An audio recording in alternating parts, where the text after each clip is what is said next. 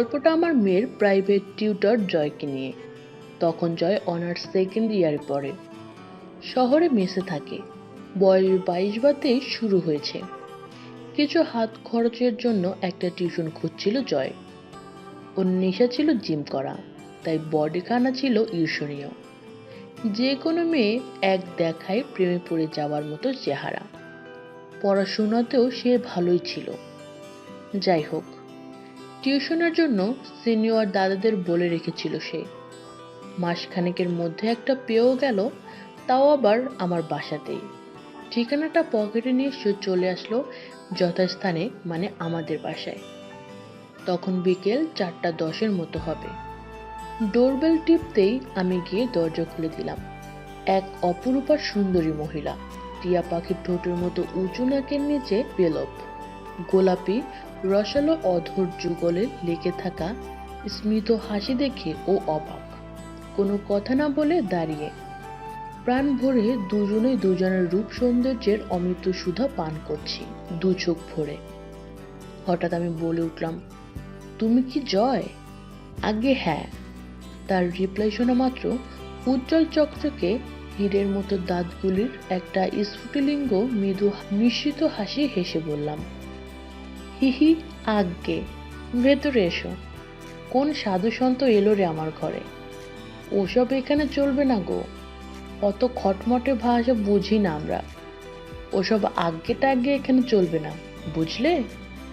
আমার কথাগুলো ঠিক মতো ওর কানে যাচ্ছিল না। ঘরে প্রবেশ করে ও কেবল আমার গোলাপের পাপড়ির মতো ঠোঁট দুটির নাড়াচাড়া দেখছিল। মুহূর্তের মধ্যে তার মনের মধ্যে একরাশ ঝড় তুলে দিয়েছিল। আন্দাজে ও বলল, আজ্ঞে না, মানে ঠিক আছে, আর বলবো না। আমি তখন বললাম, এই তো বেশ, that's like a good boy. তা তুমি কিসে পড়ো জানো? তোমার দাদা, মানে আমার বর, তোমার সম্বন্ধে কি যে বলল, তার সাপ ব্যাং কিছুই বুঝতে পারিনি। আর হ্যাঁ, কলমি বৌদি। ওকে ওকে বৌদি। আমি জয় খান, অনার্স সেকেন্ড ইয়ার পড়ি। মেসের দাদাদের কাছে জানলাম আপনারা নাকি হোম টিউটর খুঁজছেন, তাই এখানে এলাম। কথাগুলো বলছিল আর ওর তৃষ্ণার্ত চোখের চাহনি লাল ভাজের গলা বেয়ে আমার বুকের উপর ঘুরে বেড়াচ্ছে এলোমেলো ভাবে। আমি সেটা খেয়ালও করলাম। তারপর আমি বললাম, হ্যাঁ, বর্ষার জন্য একটা টিউটর খুঁজছিলাম। তুমি এলে তো, দেখো না, মেয়েটা এখনো ফিরল না। ও বাই দ্য ওয়ে, আমি মাধুরী। তুমি বসো, তোমার জন্য একটু চা এনে দেই। বলেই আমি যখন উঠে গেলাম রান্নাঘরের দিকে, পেছন থেকে জয় আমার হাঁটার কারণে দৃষ্ট আন্দোলন দেখতে থাকলো, যেন পৃথিবীর দুটি গোলার্ধকে পাশাপাশি কেউ সাজিয়ে রেখেছে। একটু পরেই কফি নিয়ে এলাম। আমার এই রকম মনোমাহিনী রূপ দেখে ভেতর ভেতর কাঁপছিল জয়। আর তাতেই কাপটা ফসকে পুরো কফিটাই পড়লো জয়ের টি শার্টে। তৎক্ষণাৎ সে লাফিয়ে উঠল, হড়বড়িয়ে কোনো একটা ধাক্কা মারলো আমার বুকে। সঙ্গে সঙ্গে ওর শরীরে মনে হয় 440 ভোল্টের বিদ্যুৎ ছুটে গেল। কিন্তু আমি সেদিন তেমন গুরুত্ব না দিয়ে আমি ওর অবস্থা নিয়ে বেশি ব্যস্ত হয়ে পড়লাম। আমি জয়ের হাত ধরে টানতে টানতে বাথরুমে গিয়ে বললাম, গেঞ্জিটা খুলে ফেলো, আমি পাশের রুমেই আছি। এই বলে আমি বাথরুম থেকে চলে গেলাম। ও গেঞ্জিটা খুলে সামনে বেসিনের কাছে গিয়ে ফ্রেশ হচ্ছে। আমি আয়নায় আর চোখে দেখলাম।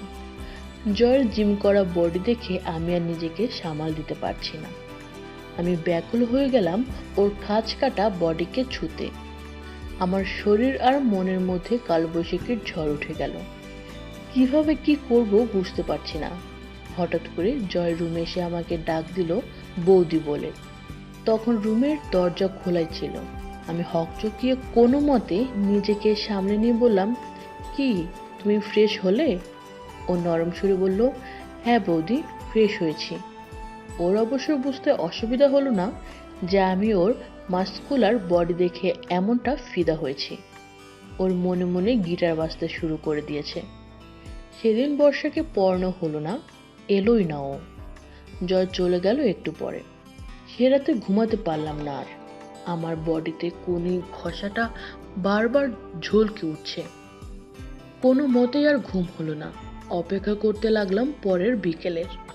অবশেষে চলে এলো সেই বিকেলবেলা। জয় অবশ্যই একটু আগে চলে এসেছিল।